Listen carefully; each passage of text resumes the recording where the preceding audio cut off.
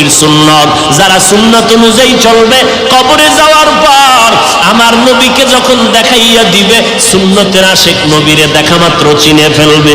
আমার আল্লাহ গায়বী আওয়াজ দিয়ে বলবেন, ও ফেরেশতা, আমার এই বান্দাকে আর ডিস্টার্ব করবা না, এখনই জান্নাতের বিছানাটা কবরে বিছাইয়া দাও, জান্নাতের সাথে রাস্তা বানায় দাও। আমার বান্দা এখন ঘুমাবে, কিয়ামত পর্যন্ত কবরের মধ্যে আরামে ঘুমাইবে, কেউ ডিস্টার্ব করবা না। 3.5 হাত কবরটা বড় বালাখানা বানায় দাও, আমার বান্দা আরামে ঘুমাবে।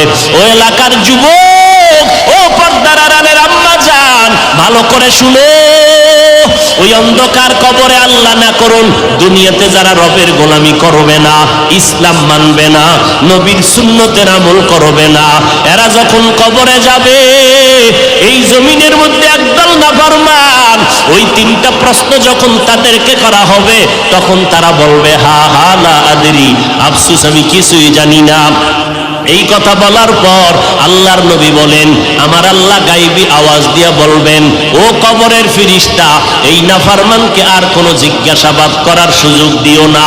আমি আল্লাহ দুনিয়াতে কম সুযোগ দেই নাই।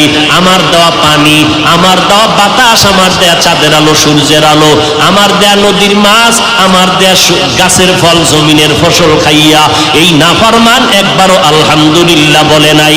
এবং এই বান্দা আমার দেওয়া নিয়ামত পাওয়ার পর একবারও শুকর আদায় করে নাই।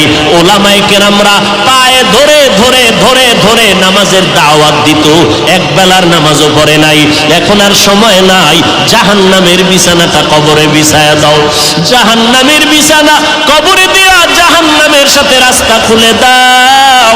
আল্লাহর নবী বলেন, আমার আল্লাহ রাগান্বিত হইয়া কবরের মাটিকে ডেকে বলবে, ও কবরের মাটি,